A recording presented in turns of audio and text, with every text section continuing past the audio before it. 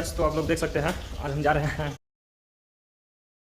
आज हम जा रहे हैं परवल का सब्ज़ी बनाने।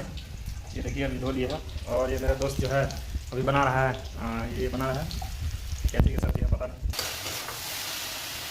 तो दोस्तों ये देखिए हम जो है परवल का ये निचला भाग है वो निकाल देते हैं, फिर परवल का सब्ज़ी बनाते हैं।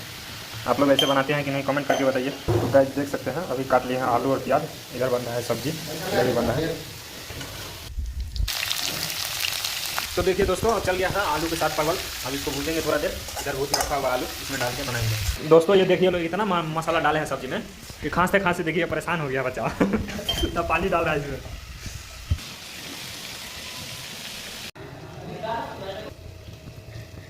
गाइस ये देखिए रोटी कितना अच्छा फूल रहा है। मसाला सब्जी बन के तैयार हो गया, अब चलते खाने के लिए। ये बंदा खा रहा है।